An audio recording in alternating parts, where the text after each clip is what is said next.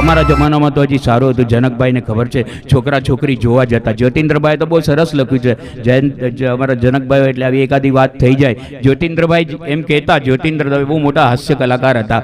એ કહેતા કે મને પરણનાર વ્યક્તિ કાં તો મૂર્ખ હશે અથવા મારાથી અજાણ હશે, બાકી મને પરણે જ નહીં ને. પણ આ જમાનામાં આપણે જીવીએ છીએ ત્યારે પહેલાં તો છોકરા છોકરી એકબીજાને બહુ પહેલાંની વાત કરીએ ને તો છોકરા છોકરી જોતા પણ નહીં. બોલો, મા બાપ કે આને પરણી જતા. મને 5 છૂટાછેડાના કેસ બતાવજો, હું રાજી થઈશ. નહીં મળે, કારણ કે મા બાપનું માયનું તો કામ થઈ ગયું.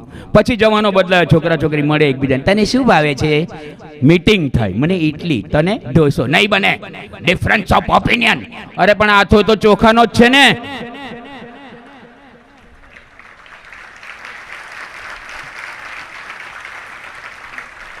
પણ લગ્નનો અર્થ પણ સમજવા જેવો છે.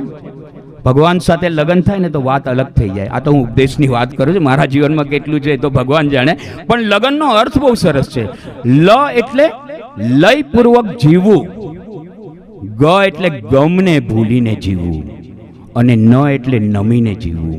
લ, ગ અને ન. ગુણાતીત પરંપરાએ આપણને આ શીખવાડ્યું છે, લયપૂર્વક જીવવું, ગમને ભૂલીને જીવવું, અને ત્રીજું બહુ મહત્વનું, બહુ અગત્યનું, બીજો બે ના આવડે તો વાંધો નહીં, પણ નમીને જીવવું. આ કેટલી મોટી, હવે બદલાઈ ગયું. અને આમ કરતાં કરતાં મારે સફર કરાવવાની છે. એટલે તમારી યુવા અવસ્થા પતી જાય પછી લગ્ન એટલે મારા પણ એકવાર થયા હતા. હું મારી વાઈફને લઈને નીકળતો જ નથી, કારણ કે હું ને મારી વાઈફ સાથે નીકળીએ ને તો એમ થાય સાયકલની સાથે ટ્રેક્ટર જાય છે.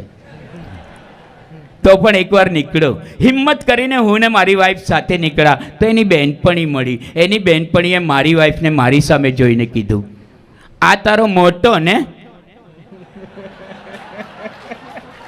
આ તો મારી વાઈફની બેગડી વાત કરી, એવું કંઈ છે નહીં. અહીંયા ધીરેન્દ્રભાઈ વીંછી મારા સસરા હતા, હું એનો જમાઈ છું. મારી વાઈફ મારા વગર જમે પણ નહીં. અને તો પ્રોગ્રામમાં 12 વાગે, 2 વાગે, 3:30 વાગે, પણ મારી વાઈફ મારા વગર જમે નહીં. બારીમાં ઊભી મારી રાહ જોતી હોય, હું ઘરે જાઉં, હું રસોઈ બનાવું.